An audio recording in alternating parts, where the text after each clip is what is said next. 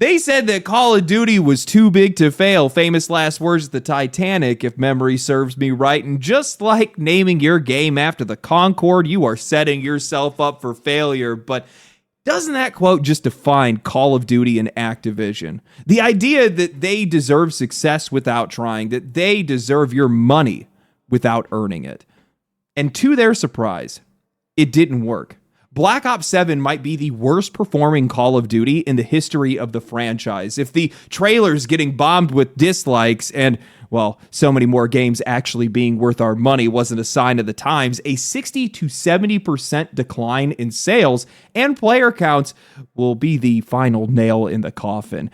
Nobody has any idea how bad this is. What if I told you guys Dragon Age the Veilguard did better? And that's only the tip of the iceberg. Black Ops 7 is the most phoned-in entry in the history of the franchise. They barely took the time to scrub off the Grok logo from some of the call signs and calling cards, delivering one of the most embarrassing campaigns I've ever seen for a first-person shooter. And it's a game that ultimately could have been an expansion or a map pack, but oh man, we wouldn't be able to charge $70 for that. So today what I want to do is I want to talk about one of the most deserved failures in gaming history, Black Ops 7 and the Call of Duty franchise. I want to talk about how this publisher has strip-mined their IP until there's nothing left, and how I think they have backed themselves into a corner they can't escape. Because if Black Ops 6 lost them $300 million and Black Ops 7 is doing worse, oh no. But before that, a word from today's sponsor, Starforge Systems. Today's video is sponsored by Starforge Systems, and their Black Friday sale is officially live. If you guys have been waiting for the right moment to upgrade, this is the best chance that you're going to get. There's up to $1,000 off of everything on the website, and I'm actually just going to throw the script aside on this. I love my Starforge PC. This thing has been incredible for me. These guys looked out for me when my PC went down. Without them, I wouldn't have been able to make videos. They've been great to me this entire time, and so has their PC. This is one of the highest quality PCs that I've ever had. It looks clean. It punches way above its weight. It's the kind of hardware that you get once and you just immediately feel the difference. And I think that's what a lot of people are looking for. So if you're thinking about getting a new setup, or if you're just waiting for the price to make sense, right now is the time. Check out Starforge Systems and their Black Friday sale using the link in the description below. So I want to share something with you guys, an experience that I had that I'm sure a lot of other people enjoyed, something that I think honestly sums up both Call of Duty and just modern gaming as a whole at the exact same time. After I downloaded Black Ops 7, this is how the timeline went. Open the game needs to now restart for an update, load it up again, get dumped into a menu with every other Call of Duty stacked on top of each other like a graveyard of past mistakes, immediately get hit with an ad to buy the game that I've already purchased, hunt down the actual Black Ops 7 tile, play a cutscene, wait for the shaders to install because they can't be bothered to preload those. Now you're finally in Black Ops 7. Oh, wait. Click the co-op campaign because they're not bothering to deliver a single-player one. Play another cutscene. Get shoved into a matchmaking menu. Sign a code of conduct. Search for a match. Load the match. Play another cutscene.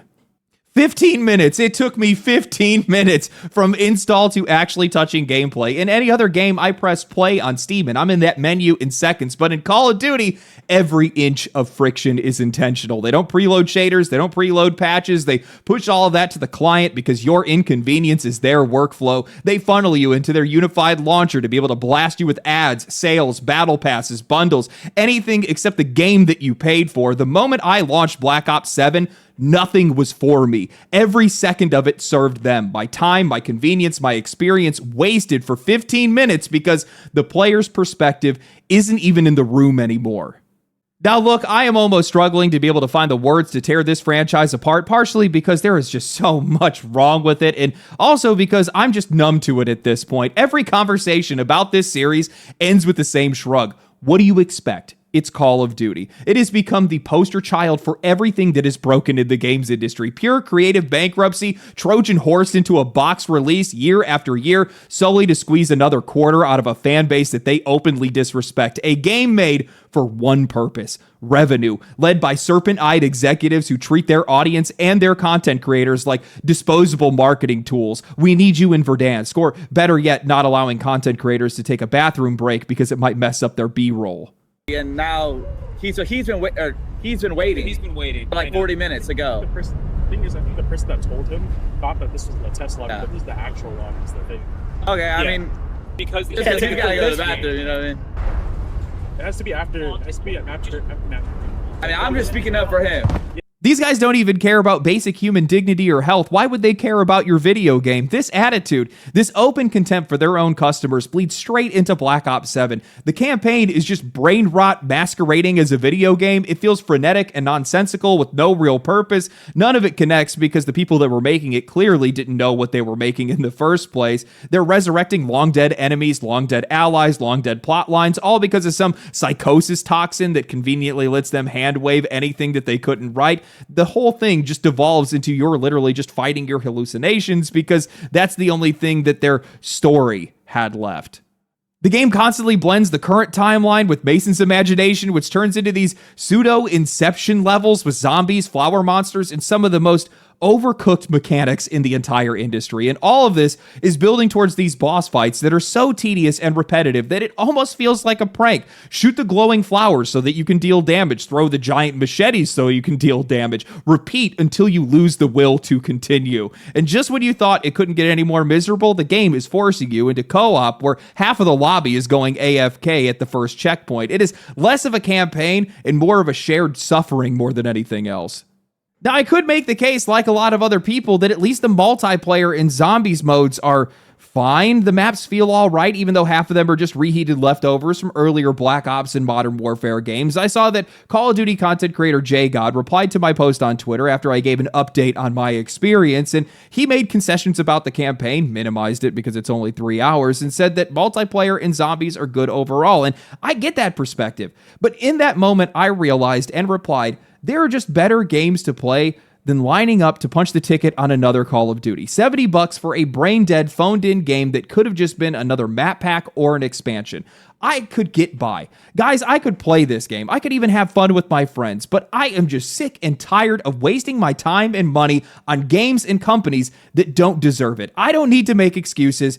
I don't need to play their game. I'm over it. And judging by the numbers, it looks like for the first time in franchise history, the players finally agree. Everyone is sick of Call of Duty. Black Ops 7 launched to a pitiful 87,000 concurrent players on Steam. And yeah, sure, over the weekend, it scraped its way up to 100,000. But you got to remember, that number reflects the Call of Duty launcher, the unified launcher representing anybody that's playing every Call of Duty title that's inside of it, including the free-to-play Battle Royale Warzone, a launcher that before this game released was averaging around 37,000 concurrent players. So if you're doing the math, Black Ops 7 only added about 50,000 concurrent players on release day and maybe 70,000 players across the weekend. That means this multi-million-dollar blockbuster performed worse than Dragon Age the Veilguard at launch. Let that sink in.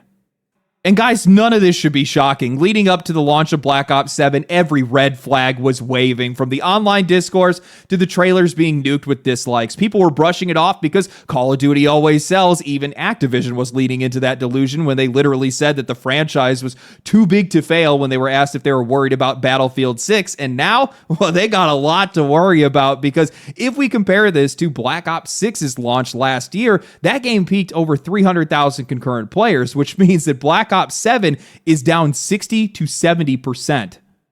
Now, as usual, you've got people that want to deny reality. The moment Steam charts come up, people suddenly say that the platform doesn't matter anymore. Conveniently, that argument is always coming from people whose identity or oftentimes their income depends on Call of Duty succeeding every single time. It's a Call of Duty content creator, some diehard fanboy that's pretending that the game is just being played everywhere else but the biggest gaming platform in the world. They insist that everyone is using the dedicated launcher or they're playing on console, but that excuse crumbles instantly when you remember that the launcher hit almost 500,000 concurrent players the day it came to Steam, and Black Ops 6 hit over 300,000 players last year. Steam charts do not give us exact numbers, but they do give us exact trends, and that trend is not going up. It is falling off a cliff. It is proof that this game isn't selling, players aren't showing up, and that the product simply isn't worth the money.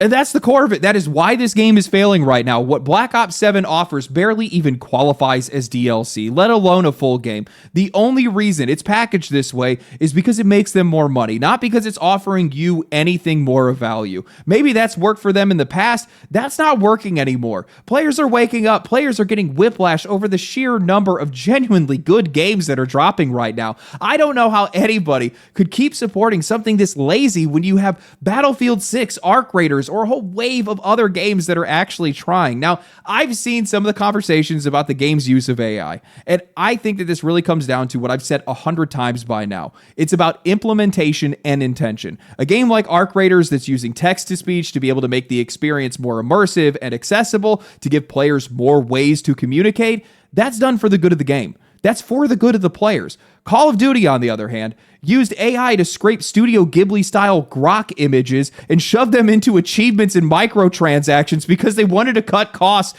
and make more money. It has nothing to do with the experience. It has nothing to do with value. It has everything to do with profit margins. And when you use tools like that to slowly cheapen your development, it doesn't just affect the AI-generated art or those parts of the games, it infects the entire design philosophy. You can see it across every inch of Black Ops 7, every corner cut, every asset that was reused, every lazy decision that is shaped in this mindset that this product only needs to be just good enough to push another transaction.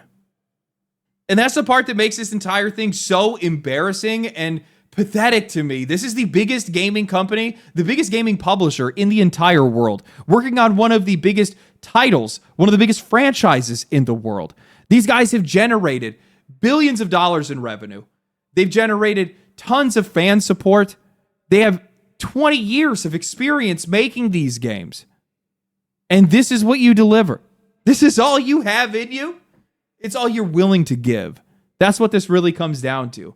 You have the money, you have the manpower, you have the experience, you have everything you could possibly need, but the only thing that you care about is extracting more money from your audience. Not the quality of the product, not my experience playing it, just getting to that next revenue cycle. Well, I'm glad it doesn't work. I saw somebody upset that I didn't like the game. They said that I had made up my mind before I even pressed play, and they are absolutely right, because these guys have been making the exact same game for 15 years. Am I supposed to have concessions for a company like this? Am I supposed to make excuses or be understanding for the now multi-trillion-dollar company? I think not. How do you play this game? How do you buy this game with a straight face when you have seen just how many incredible games that we've had come out over the last year, over the last couple of years?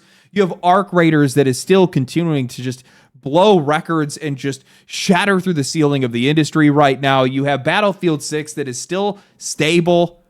There's other games that are out there. The contrast between a good and a bad game has never been clearer than it is today. Never. And as crazy as it sounds, for me now, the user experience, the UX, if you will, is my divining rod for a lot of these games now. If I get in, if you are so lost in the I need to make money weeds that you need to set me through a 15-minute nothing experience, my needs, my perspective is not shared or cared about. This is only a vehicle for making revenue. And I think that this year has proven that style of thinking, that kind of game, doesn't work. And I think that's the problem for Activision, and I think it's an even bigger problem for Microsoft, because they've built themselves to make games like that. Those are the kind of games that these guys are trying to make right now. And while I'm sure there's going to be a lot of Call of Duty fans that are going to sit up and go, no, this game failing will wake the company up. The next game will be better. I don't think you understand just how much of a failure this game is. And I don't think that it's one they're going to get away from. And I don't think people understand just how bad it's going to get. These guys are cooked. Okay, now some of you guys are going to like this, but the longer that I look at the Call of Duty numbers, the worse this picture gets. And I don't just mean, oh, this isn't good. I mean industry shaking. Now, we've already established that this game saw a jump of about 50 to 70,000 concurrent players on Steam through the game's unified launcher. That is a 60 to 70% collapse compared to Black Ops 6, which is over 300,000 players. And now that number has been confirmed even further by UK reporting a 61% decline in physical sales for this game's latest release. Now, yes, I understand that physical is dying, but when two metrics drop by the same margin, that's a pattern that is impossible to ignore. But the part that nobody's talking about here, the part that turns this from a bad year into a full-blown structural failure, is what's happening behind the scenes financially. Last year, Xbox reportedly lost $300 million in sales on Black Ops 6 because the game went to Game Pass. And I've seen some people trying to argue that this year's drop is explained by more players choosing to play on Game Pass instead of buying the game, except for the fact that Game Pass hasn't grown. According to available data, it went from 34 million subscribers back in February of 2024 to 35 million this summer, a single million new subs, and that's before the big price increase that we had recently. So even if every single one of those new subscribers was a guaranteed full price COD buyer, they weren't, it still wouldn't explain a 60 to 70% drop in sales, not even remotely. Guys, this is a franchise that normally sells tens of millions of copies, 20, 30, even 40 million in some cases. Cold War, one of the most hated Call of Duties ever, still moved over 30 million copies back in 2020. When a series sits that high for that long, any major dip is going to be dangerous. But a collapse of this size, dropping Call of Duty to maybe a 10 million or less units sold game after 2 decades of dominance, that's the kind of hit that destabilizes an entire publisher. Just look at Ubisoft. Activision has built their entire operational structure on the assumption that Call of Duty would always pump out blockbuster numbers. They have staff for it. They have budgeted for it. They have spent like their future is guaranteed. And now the bottom just fell out. In an article from back in January of this year titled Activision Almost Spent $1.8 billion developing 3 Call of Duty titles, Chris Kerr writes, court filings spotted by GameFile have revealed that Activision Blizzard has spent almost $1.8 billion developing 3 Call of Duty titles that went on to sell a combined 114 million units worldwide. Activision's current head of creative on the Call of Duty series, Patrick Kelly, disclosed the information to the court in California in December of 2024 in response to a lawsuit filed against the company last May. In doing so, he revealed that Call of Duty Black Ops 3 cost $450 million to develop across its life cycle. It went on to sell 43 million units after debuting in 2015. Call of Duty Modern Warfare was developed several years later to the tune of $640 million and sold 41 million copies after its launch in 2019. 2020 release, Call of Duty Black Ops Cold War, also incurred a development cost of $700 million across its entire life cycle and sold 30 million copies. It's important to reiterate that those figures encompass the lifetime development costs of each title, which often include years of robust post-launch support. As noted by GameFile, however, they do not include the marketing costs, which can represent a notable outlay in their own right.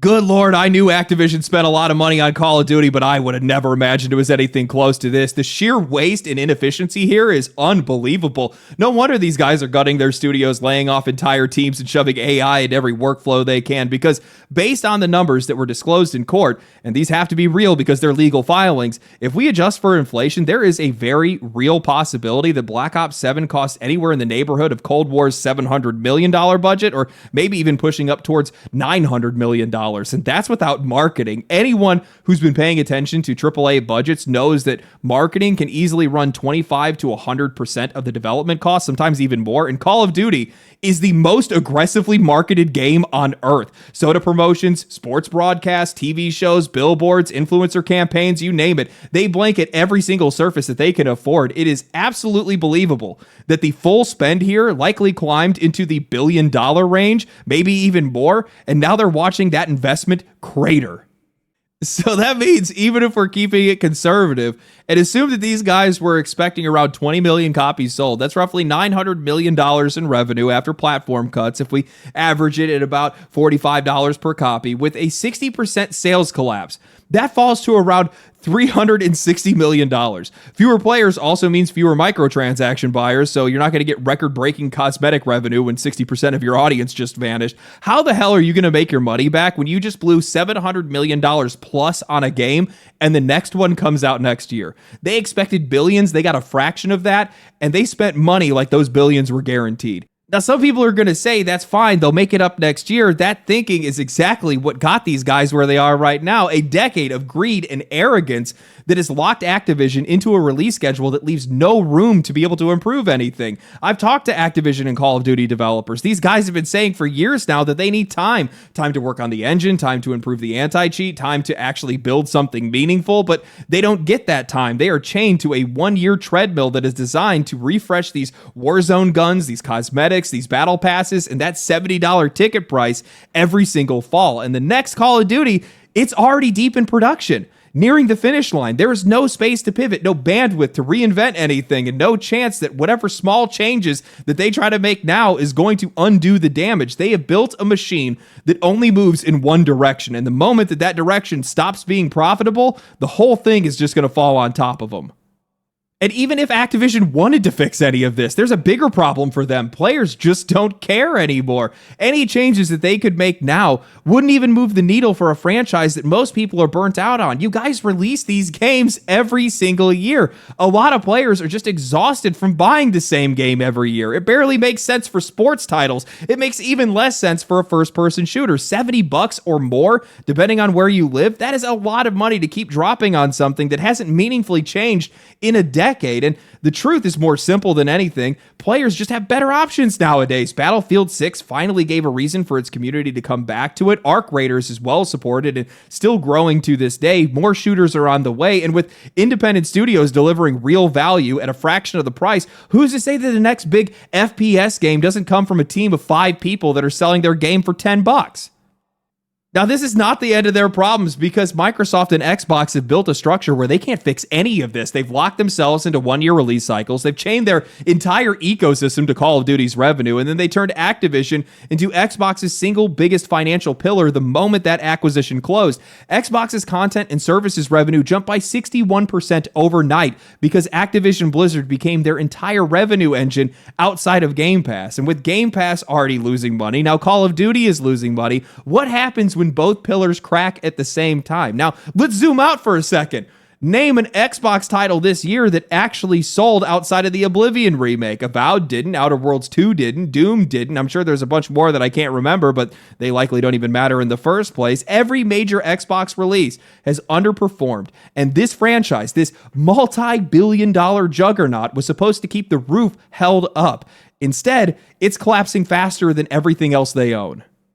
Now layer on top of that the cost cutting, the layoffs, the AI infrastructure, the shrinking talent pool across every studio they control. They're not investing in people. They're not investing in craft. They're not pretending anymore. Their entire strategy is cost reduction by any means necessary, and improving their games isn't anywhere in the plan. It's collateral damage. And given their current position, this is where the wheels fall off.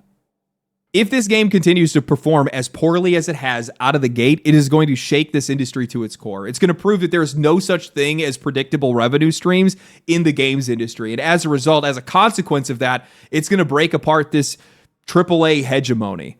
It's going to make investors very, very nervous. And they're already nervous looking at Ubisoft and how that company fell apart. But I think it's going to wake up a lot of these people to the realization that this is a creative industry first and foremost. And if your effort isn't going into that, and your effort is instead going into, trying to turn it into a factory, soullessly mine some of these IPs, you're going to be met with catastrophic failure. Eventually you will. Maybe it might not be immediately, but it'll definitely happen in the future. And it's going to be to the tunes of billions of dollars in the case of Activision and Call of Duty. I think that it would be different if we could have the conversation that, Xbox will just give them more time. We know that's not going to be the case because Microsoft has already come forward saying that they are demanding a 30% profit margin from all of their studios. And that's not going to work in this situation. And on top of that, who are we kidding? Name a single studio that has actually improved under Xbox's control post-acquisition. I think every single one of them have lost reputation, have lost talent, have lost sales, have lost just about everything, even just recognition. Most people don't even know some of these games anymore. And Xbox has released so many games this year, and I think the only one out of all of them that actually succeeded or that was actually profitable was the Oblivion remake. And again, that was a third-party company that made that. That wasn't one of their studios. This is the most deserved downfall in the history of video games. These guys have been exploiting their games and their audiences for so long, and they've gone unopposed in a lot of cases. I think a lot of people just kind of assumed that Call of Duty would always sell, that people would just buy the slop, eat the slop, pigs. It's the silent audience, the mythical silent audience that's out there. But I think it's not happening anymore. I think that there's just too many games that have been coming out. One, games are far too expensive, and there's just such a contrast between how great some of these games are versus some of these other games that we're seeing. There is such a massive contrast between what you've always been getting and what you never get. It's never been more clear than it is today. I think this is it for them. I really do not see a way out of this. And I think that something that makes this entire situation even worse is that this is not a shot against anybody. Please do not take offense to this if you are a Call of Duty content creator. But every single person that I saw that was talking about how Call of Duty is actually good and the numbers are a lie, don't pay attention to Steam charts, I'd click on them. I'd see, oh, you're a Call of Duty content creator. I'd go and look at their profile or go look at their YouTube channel. And these guys have lost 90% of their viewership over the past 5 years. That is staggering. And I'm talking guys that were getting 1 million views, 500,000 views on every single upload that dropped down to like 10 or 20K views. And that's not you. That's the game. That is a consequence if you tie your career to a game. I'm not going to tell you that's the truth in this case, but that shows people aren't watching the content. If people aren't watching the content, then they're not playing the game. And if they're not playing the game, then they're just not interested in it. And the faster that moves, especially seeing how massive of a decline that is over just 5 years, I don't see how people are going to be interested in this game. And once you lose that interest, it's real hard to get back. Anyway, hope you guys enjoyed the video. I know that I did. If you guys did enjoy the video, like the video, subscribe to the channel, share it with your friends, share it on social media. Get me those nice, beautiful engagements. I need that on this channel, believe me, before I turn into one of the Call of Duty content creators. I'm just kidding. Stay cool, stay righteous, I keep doing this. Follow me on Twitch, follow me on Twitter, follow me on Kick. Stay cool, stay righteous, stay safe. I'll catch you guys in the next one. Peace. Family, family, family, family.